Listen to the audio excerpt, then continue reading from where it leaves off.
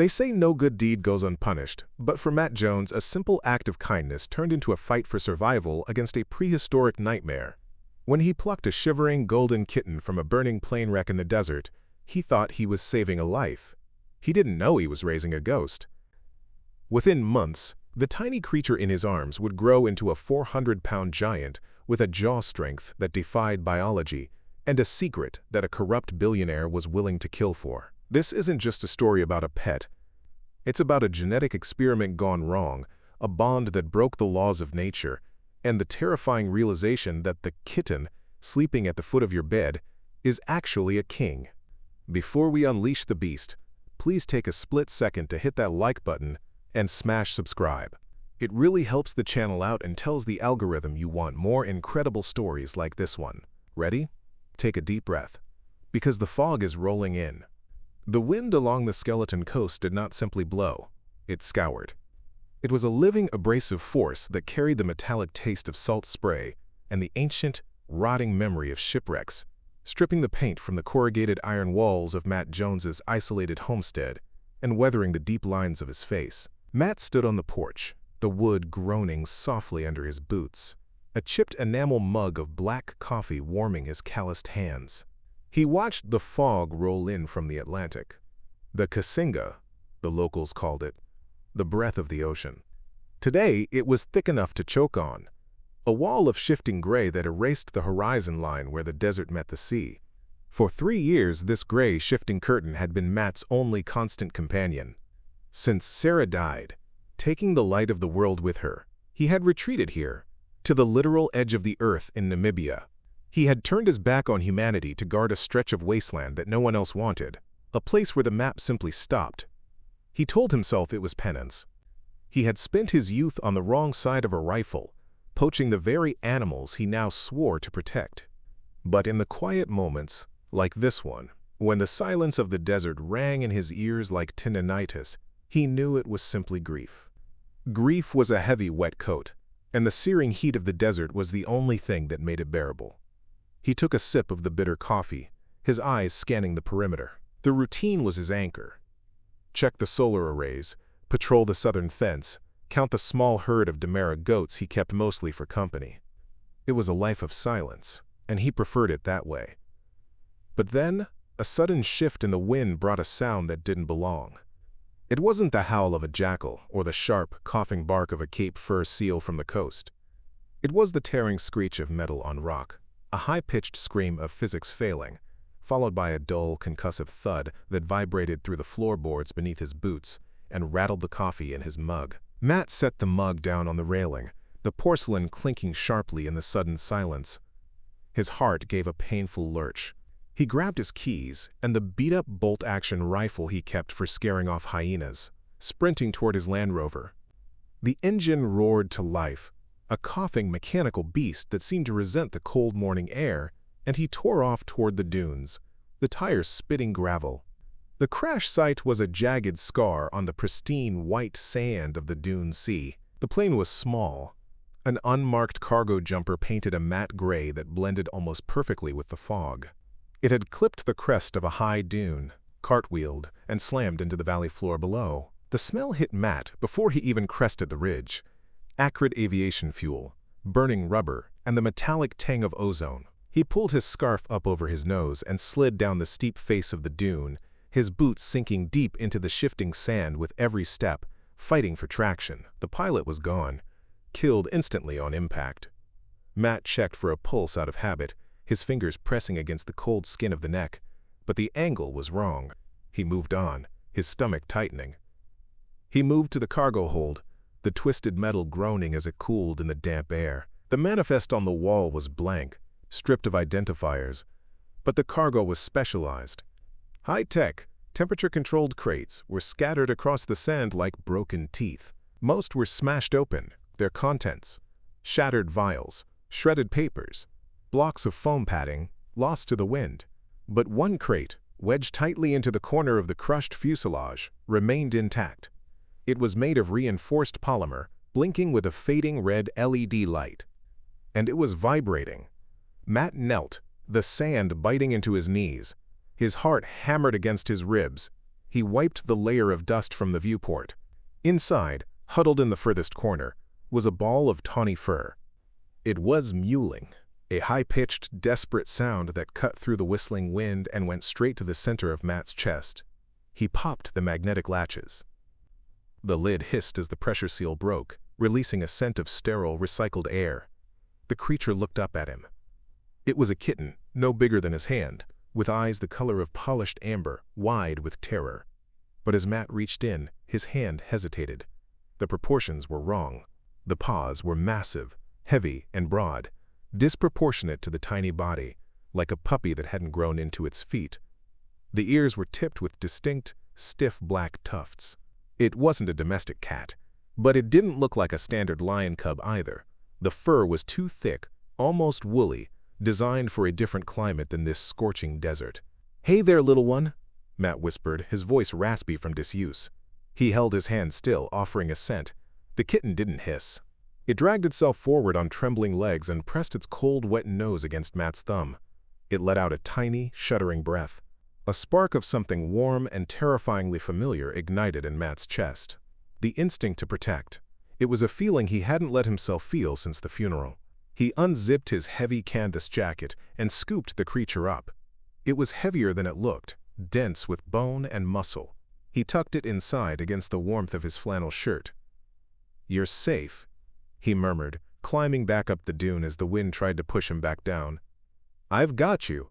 We're going home." He named him Leo. It was a simple name, perhaps too simple for a creature that proved to be anything but. The first few months were a blur of sleepless nights and bottle feedings. Matt moved his mattress into the living room, sleeping on the floor so he could hear Leo's breathing. Leo was a bottomless pit of need. He didn't just drink the specialized high-protein formula Matt ordered from the mainland. He inhaled it, and he grew. The rate of growth was alarming, defying every chart Matt could find in his old veterinary manuals from his days as a ranger. By 4 months, Leo was not the size of a large dog. He was the size of a leopard. But it wasn't just the size. It was the density. When Matt played tug-of-war with him using an old tractor tire, Leo didn't just pull. He anchored himself. His muscle density was like iron. And the sound, he didn't meow, and he didn't roar. He produced a low-frequency thrum, a vibrating bass note that started deep in his chest. Matt could feel it in the soles of his feet from across the room. It was a sound that didn't belong in a house. It belonged in the tectonic plates of the earth. It was 6 months in when Matt realized he was in over his head. He was sitting on the floor of the main living area, mending a fishing net by the light of a kerosene lamp. The sanctuary was quiet, the wind outside a low whistle. Leo, now standing nearly 4 feet at the shoulder, walked in from the kitchen. The lamplight caught his coat, and Matt stopped his work, the needle hovering in mid-air. The lion was changing. A mane was erupting, but not just around the neck. Thick, tawny hair was growing down his chest, spreading under his belly like a dark, golden carpet. It was a ventral mane, a trait Matt had only seen in old sketches and history books. Matt had seen lions in the Etosha Pan. He had seen lions in the Kalahari. He had never seen a lion like this. "You're a weird one, aren't you?" Matt said softly, tossing the net aside. Leo walked over, his massive paws silent on the wood floor. He lowered his head and butted it against Matt's shoulder, nearly knocking him over. The affection was aggressive, powerful, yet restrained. Leo knew his own strength. He treated Matt not as a master, but as a fragile member of the pride, something to be guarded. That evening, Matt made the call he had been dreading. Dr. Susan Miller was the only vet within 200 miles he trusted. She had treated Sarah's horses years ago, and she knew how to keep her mouth shut. She was a woman of science, but she understood the gray areas of life in the bush. When her dusty Toyota truck pulled into the sanctuary yard 2 days later, Leo was resting on the porch, his head resting on his paws. Susan stepped out of the truck and froze. Her medical bag dropped from her hand to the dust with a soft thud. "Matt," she whispered, her voice barely carrying over the wind. She wasn't just surprised. She looked as though she had seen a ghost. Her hand went to her mouth. Is that the animal you found?" "That's Leo," Matt said, scratching the massive beast behind the ears. Leo leaned into the touch, his eyes closing. his thrumming purr rattling the loose window pane behind him. Susan approached slowly, her eyes wide, tracing the lines of the animal. "Matt, look at the morphology, the sheer size of the paws, the bone structure in the skull, and that ventral mane running under the belly." She swallowed hard, her voice trembling. "This isn't just a big lion. It's like a memory brought to life." She tried to draw blood to run a panel. The first needle snapped against Leo's hide. "His skin is twice as thick as it should be," she muttered, panic edging her voice as she fumbled for a heavy-gauge needle. She managed to get a sample on the second try, her hands shaking as she capped the vial. "I need to run this. Matt, listen to me. If the wildlife authorities find out you have an unlicensed predator of this size, they won't just fine you, they'll kill him. He's considered a lethal invasive threat." "I know," Matt said, looking at Leo, who was now chasing a dune beetle with the clumsy playfulness of a kitten despite weighing 400 pounds. "But look at him, Susan. He's not a monster. He's family. He saved me." Susan looked at Matt, seeing the first real light in his eyes in 3 years. She sighed, tucking the vial into her pocket. "I'll run it quietly. But be careful, Matt. If he is what I think he is, he's not done growing." The turning point came 2 weeks later. The season of the winds had passed, leaving the desert stark, silent, and illuminated by a moon so bright it felt like a spotlight. Matt woke to the sound of yipping, high-pitched, frantic, and close. He grabbed his rifle and ran outside in his boots and boxers. The moon cast the dunes in silver and deep shadow. A pack of spotted hyenas, emboldened by the drought and hunger, had breached the perimeter fence. There were 12 of them, a formidable clan that could strip a cow to bone in minutes. They were circling the barn where Matt kept his goats, their laughter echoing like madness in the night. "Leo!" Matt screamed, fear spiking in his gut. He thought Leo was trapped outside. Then he saw him. Leo wasn't trapped. He was hunting. A normal lion would roar to intimidate, to announce his presence. A normal lion would charge with noise and fury. Leo moved like smoke. He vaulted the 10-foot perimeter fence, a physical impossibility for a creature of his bulk, and landed silently among the pack. What followed wasn't a fight. It was a dismantling. Matt lowered his rifle, the cold steel useless in his hands. He watched, breath held, as Leo moved with a fluidity that blurred the eye. He didn't just bite, he crushed. A hyena lunged.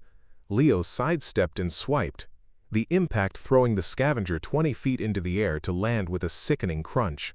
There was no wasted movement, no unnecessary noise, just the wet thud of impact and the silence of absolute dominance. It was terrifying. It was the efficiency of a machine wrapped in fur. Within 30 seconds, the pack was broken. 4 lay dead. The rest were fleeing into the night, their yips turning to screams of terror as they scrambled back under the fence. Leo stood amidst the carnage, his chest heaving slightly. He turned to look at Matt. His muzzle was stained crimson, his golden eyes glowing with a tapetum lucidum reflection that looked like burning coals. For a second, Matt felt a spike of pure, unadulterated fear. This wasn't a pet. This was an apex predator refined to its absolute peak. Then, Leo blinked. The fire died down. He trotted over to Matt, let out a soft chuff, and rubbed his bloodied head against Matt's leg, looking for reassurance, asking if he did a good job. The monster vanished, and the kitten returned. The next morning, Susan returned. She didn't turn off the engine of her truck. She ran up the porch steps, waving a tablet, her face pale as a sheet. "Get him inside," she hissed. "Now!" "What is it?" Matt asked, sensing the terror in her posture. "I ran the DNA markers against the international database. Then I ran them against the paleontology archives." She took a breath, her chest heaving. "Matt, he's a Panthera leomelanicaitis, a Cape lion. They've been extinct since the 1850s. Matt looked at Leo, sleeping in the shade of the acacia tree. "How? A remnant population?" "No," Susan said, her voice trembling. "He's a chimera. The DNA has synthetic splicing markers.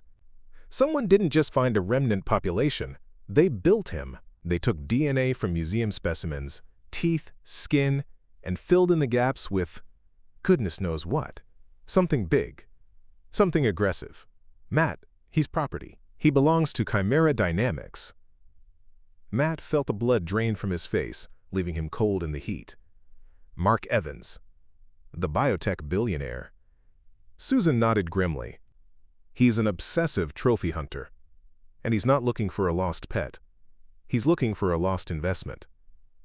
As if summoned by the name, a cloud of dust appeared on the horizon. It wasn't the wind this time. It was a convoy. 3 black SUVs, gleaming like beetles, tearing across the salt pan toward the sanctuary. They moved with military precision. Matt looked at Susan, then at Leo. "Get in the house," he said, his voice dropping to a growl that matched his lion's. "Lock the doors." The convoy stopped at the edge of the yard, the engines idling with a synchronized, low rumble that shook the dust from the fence posts. The lead vehicle's door opened, and Mark Evans stepped out. He looked exactly as he did on the magazine covers, polished, tanned, wearing designer safari gear that had never seen a day of actual work. But up close, the eyes were different. They were flat, assessing the world only in terms of ownership and leverage. Behind him, a dozen men spilled out of the other vehicles. They weren't police. They were private military contractors, wearing tactical vests without insignias, and carrying assault rifles that were definitely not legal for civilian use. Their leader, a man with a buzz cut and a scar running through his eyebrow, gestured to his team. They fanned out, securing the perimeter with practiced ease. This was Commander Jason Moss, a man whose reputation for brutality was whispered about in bars from Cape Town to Cairo. Matt stood on the porch, his shotgun broken over his arm. "You're trespassing," he said, his voice steady despite the adrenaline flooding his veins. Evans smiled, a gesture that showed teeth but no warmth. "Mr. Jones, I believe you have something that belongs to me. A crate was lost in a transit accident 6 months ago. Asset 9. I found a dying animal," Matt said. "I didn't check the barcode. It's a marvel, isn't it?" Evans walked closer, stopping just outside the range of the shotgun. "We call it the Resurrection Project. The Cape lion was the largest lion to ever walk the African earth. We just gave it a little boost. Stronger bones, higher aggression threshold, enhanced problem-solving skills. Designed for the discerning hunter who finds modern game too boring." Matt felt a wave of nausea. "You made him to be shot in a cage." "I made him to be a challenge," Evans corrected, checking his gold watch. "Now, hand him over. We have a containment unit ready." "Get off my land," Matt said, snapping the shotgun closed with a metallic clack. Evans sighed, looking bored. He tapped his earpiece. "Moss?" A red laser dot appeared on Matt's chest, directly over his heart. "I have a sniper on the ridge," Evans said pleasantly. "And I have a legal claim that says you are in possession of stolen corporate property. You have 1 hour to bring the animal out, or we come in and take it. And Mr. Jones? If you make us come in, I can't guarantee the safety of the veterinarian inside." Matt backed into the house and bolted the heavy oak door. His hands were shaking, not from fear, but from a cold, simmering rage. Inside, the living room was dark, the shutters drawn against the glare. Leo was pacing, his tail twitching violently. He could smell the intruders. He could smell the intent. The air in the room was thick, with the scent of his musk and anxiety. "They know he's here," Matt said to Susan, who was crouched by the window, peering through the slats. "How did they find us?" Susan turned to him, her face unreadable in the shadows. "The tracker. It must have been damaged in the crash. That's why they didn't come sooner. But as Leo grew, the signal likely boosted, or they finally triangulated the ghost signal." "Matt, you can't fight them. That's a paramilitary unit. They have thermal scopes, body armor. You have a shotgun and a poaching rifle." "I'm not giving him to a trophy hunter," Matt said. He went to the gun cabinet, pulling out boxes of ammunition, his fingers fumbling with the cardboard. "We hold them off until dark. Then we run." "Run where?" Susan asked, her voice rising. The border. Angola. There are places there where no satellites look. The Iona Park extension. The hour passed in agonizing silence. Matt watched the clock on the wall, every tick sounding like a gunshot. When the deadline hit, the assault didn't begin with gunfire. It began with noise. A high-pitched, oscillating screech erupted from the SUVs. Sonic cannons. Designed for riot control, but tuned to a frequency that shattered the sensitive nerves of animals. Leo roared, a sound of pure agony. He thrashed, knocking over the heavy wooden table, clawing at his ears. The sound was a physical assault. Matt fell to his knees, his own head splitting, his teeth vibrating in his skull. "Leo! Leo, look at me!"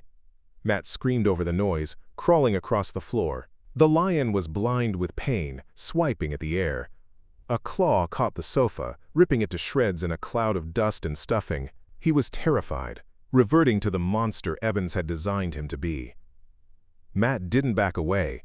He forced himself up, stepping into the reach of those lethal claws. He pressed his hands against the lion's massive, vibrating neck. He buried his face in the thick belly mane, inhaling the scent of dust and lion. He hummed, a low, resonant note against the lion's sternum, the same hum he used when Leo was a cub. Thrum, thrum, thrum. Leo froze. The connection sparked through the pain. He felt Matt's heartbeat. He felt the absence of fear. Slowly, the giant head lowered. The thrashing stopped. Leo pressed his forehead against Matt's chest, trembling, surrendering to the trust he had in this one human. Outside, the noise cut off. They were reloading, or preparing the next phase. "We have to move," Matt gasped, his nose bleeding from the pressure. "The barn. The rover is prepped." They moved through the back of the house, staying low. They slipped into the connected barn where the modified Land Rover sat. Matt threw open the back gate of the truck. "Up, Leo! Up!" Leo leaped into the truck bed, his weight settling the heavy-duty suspension. Matt turned to the driver's side, but the sound of a pistol slide racking froze him in place. He turned. Susan was standing there, a small revolver pointed at his chest. Her eyes were filled with tears, her hand shaking violently. "I'm sorry, Matt," she whispered. "Susan." Matt stared at her, his mind reeling, unable to process the image. "What are you doing?" "I didn't just find the DNA markers," she sobbed. "I stole the embryos 6 months ago. I worked for Evans for years. I saw what they were doing. I tried to smuggle them out to a sanctuary in Europe, but the plane went down. I thought they were all dead until I saw Leo. You worked for him." "I called him Matt," she confessed, the gun wavering. "When I realized Leo was alive, I knew you couldn't keep him. He's too dangerous. Evans promised me. He promised he wouldn't hunt him. He said he'd put him in the biopreserve in Switzerland. It's the only way Leo survives." "He's lying," Matt said, stepping forward, ignoring the gun. "Susan, look at them. They aren't zookeepers. They're killers. Look at the guns." "Stay back," Susan cried. "I have to save him." The barn door exploded inward. Mark Evans didn't wait for Susan to deliver the prize. Commander Moss kicked the door off its hinges, his men flooding the space with tactical lights blindingly bright. "Excellent work, Doctor," Evans drawled, stepping over the debris, a silk handkerchief pressed to his nose. "Although I'm afraid the Switzerland facility is under renovation. Permanently. I prefer to keep my investments closer to home." Susan lowered the gun, turning to Evans, horror dawning on her face. "You promised. You signed the contract." "I lied," Evans said simply. He gestured to Moss. "Sedate the beast. Shoot the poacher." "No!" Susan screamed, raising her gun toward Evans. She was too slow. Moss backhanded her with effortless brutality, sending her sprawling into the hay. The violence was the trigger. Leo didn't need a command. He saw Matt threatened. He saw Susan fall. The restraint Matt had cultivated for a year vanished in a heartbeat. The lion launched himself from the truck bed. He hit the ground with a force that shook the barn, and then he was a blur of golden fury. He didn't roar. He just acted. He hit the first mercenary, a man in full body armor, and the armor crumpled like tinfoil. The man flew across the room, smashing into a workbench. Bullets began to fly. The noise was deafening in the enclosed space, a cacophony of thunder. Matt dove, grabbing Susan and dragging her behind the engine block of the rover. "Drive!" Matt yelled, shoving her toward the passenger seat. Leo was a whirlwind. He wasn't killing them. He was scattering them. He was too fast to target. He moved through the hail of gunfire, his thick hide absorbing the glancing shots, his belly mane bristling like a shield. He swatted weapons from hands, slammed bodies into walls. He was clearing a path. Matt jumped into the driver's seat and keyed the ignition. The engine roared. He slammed it into reverse. "Leo! Truck!" Matt whistled, a sharp, piercing sound that cut through the gunfire. In the middle of the chaos, the giant lion turned. He locked eyes with Matt. With a powerful bound, he cleared the hood of the rover and landed in the back, his claws digging into the timber bed planks. Matt stomped on the gas. The rover shot backward, smashing through the barn doors and into the cool night air. Bullets pinged off the chassis, sparking in the dark, but they were moving. Matt spun the wheel, drifting the heavy vehicle around the corner of the house and floored it toward the open desert. "I'm sorry." Susan wept, holding her bruising face curled into a ball on the seat. "I'm so sorry." "Save it," Matt grimaced, watching the rearview mirror. The SUVs were already turning to follow, their headlights cutting beams through the dust. "We have a long night ahead." The Namib Desert at night is a labyrinth of shadows and treacherous terrain. It is a place where the earth tries to kill you. Matt drove with the lights off, navigating by the shape of the dunes against the stars, reading the landscape like Braille. He knew every dip, every hidden salt pan, every shift in the sand. Behind them, the pursuit was relentless. The SUVs had thermal imaging. They didn't need headlights. But they didn't know the land. They didn't know the rhythm of the sand. "Hold on!" Matt shouted. He yanked the wheel hard to the left, driving straight toward what looked like a solid wall of rock. At the last second, a narrow fissure appeared, a dried riverbed hidden by an optical illusion of the moonlight. The rover bounced and skidded into the canyon, the suspension screaming. The lead SUV behind them missed the turn. It skidded, rolled, and slammed into the rock face with a crunch of metal and shattering glass.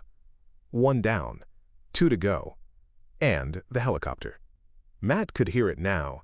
The THWUP, THWUP, THWUP of rotors in the distance. Evans had air support. They drove for hours deeper into the Skeleton Coast, toward the wreck of the Edward Bolen, an old ship stranded miles inland by the shifting sands decades ago. It was a ghost ship in a sea of sand, its rusted hull rising like a cathedral of decay. "Stop here," Susan said, her voice steady now. She had wiped the blood from her lip and opened her medical kit. "I need to get the tracker out. If I don't, the chopper will bomb us before we reach the border." Matt skidded the truck to a halt in the shadow of the rusted hull. He jumped out, his boots sinking into the sand. Leah was pacing in the truck bed, agitated, sniffing the air. There was a graze on his flank from a bullet, dark against the gold fur, but he seemed to ignore it. "Easy, big guy," Matt soothed, climbing up. He held Leo's head, pressing his forehead against the lion's. "I've got you." Susan climbed in with a scalpel and a local anesthetic. "It's deep in the shoulder," she said, her hands moving fast, her professional demeanor returning. "Hold him still. If he moves, I sever a nerve." Leo didn't flinch as she cut. He trusted them. He stared into the dark, watching for the enemy, his muscles tense under Matt's hands. Matt could feel the immense power radiating from the animal, a nuclear reactor of biological energy. Susan dug her fingers in, found the small metallic node, and ripped it out. "It looks corroded," she noted, throwing the bloody device as far as she could into the dunes. "That's why the signal was weak." The crash must have damaged the casing, keeping it dormant until the salt air corroded the shielding. Bad luck. Or fate, Matt muttered. Let's go. But it was too late. A spotlight blinded them from above. The helicopter had found them. It hovered low, kicking up a storm of sand that stung their skin like needles. The two remaining SUVs crested the dune, blocking the only exit to the canyon. It's over! Evans's voice boomed from a loudspeaker on the chopper. Step away from the animal! Do it now! Matt looked at the impossible odds. He looked at Leo. The lion was crouching, his muscles coiled, a low growl building in his chest that vibrated the truck bed. No! Matt whispered. He jumped down from the truck and stood in front of it. Susan stood beside him. They formed a fragile human shield in front of the beast. The helicopter lowered, landing skids hovering just feet above the sand. Evans was leaning out the side door, the wind whipping his hair. He held a high-powered rifle. He wasn't looking to tranquilize anymore. He was looking to end it. Commander Moss. Evans shouted over the rotor wash. Kill the man, the woman too, make it clean. Moss and his men stepped out of the SUVs, raising their weapons. The lasers danced on Matt's chest. Matt closed his eyes, thinking of Sarah. I tried, he thought. I kept him safe. But the end didn't come from the guns, it came from the truck. Leo launched himself. It was a leap that defied physics, fueled by a genetic architecture designed for monsters. He didn't aim for the men, he didn't aim for the SUVs. He aimed for the loudest thing in the sky. The massive golden body collided with the helicopter's landing skid. 400 pounds of muscle and bone snagged the metal. The pilot screamed, jerking the stick, but the weight imbalance was catastrophic. The helicopter dipped violently to the right. The rotors clipped the top of the rusted shipwreck. Crack. The sound was like a thunderclap. The machine spun out of control, slamming into the sand in a ball of dust and twisted metal. The engine died with a grinding screech. The explosion of sand knocked everyone to the ground. Moss and his men were scrambling, disoriented, blinded by the debris. Leo rolled from the wreckage, shaking his head. He was unhurt. He rose, shaking the sand from his magnificent belly mane, and let out a roar. This was not the thrumming sound. This was the sound of the earth splitting open. It was a roar that tapped into a primal memory in the brain of every human present. The memory of when we were not the top of the food chain, when we huddled in caves and feared the dark. It was a sound of absolute authority. Moss's men dropped their weapons. They didn't flee. They simply froze, their will to fight vaporized by sheer instinctual terror. They were mercenaries, but they were men, and this was a god. Leo ignored them. He walked toward the wreckage of the helicopter. Mark Evans was crawling out, dragging a broken leg, coughing in the dust. He looked up, and his arrogance died. Leo stood over him. The lion blocked out the moon. He lowered his massive head, his jaws parting to reveal teeth designed to crush femurs like twigs. Hot, carnivorous breath washed over Evans's face. Evans squeezed his eyes shut and whimpered, pissing himself in the sand. Leo! The voice was sharp, commanding. Matt stood 20 feet away, his hand outstretched. Leo, no! The lion paused. The golden eyes shifted from the trembling billionaire to the man in the torn jacket. The tension was a physical wire, pulled tight. The instinct to kill was overwhelming. The genetic programming screamed, destroy. But the bond was stronger. The year of bottle feeding, of sleeping on the floor, of the thrumming purrs, it held. Leo closed his mouth. He let out a snort, blowing dust into Evans's face. Then, with a disdain that felt almost human, he turned his back on the man and walked to Matt. He pressed his head into Matt's stomach, nearly knocking the wind out of him. Matt buried his hands in the mane, tears cutting tracks through the dust on his face. He felt the rapid beat of the lion's heart slowing down, matching his own. Good boy, he whispered, his voice breaking. You're a good boy. They left Evans and Moss there. Susan gathered the mercenaries, weapons, and tossed them into the ocean. She left them a flare gun and a jug of water.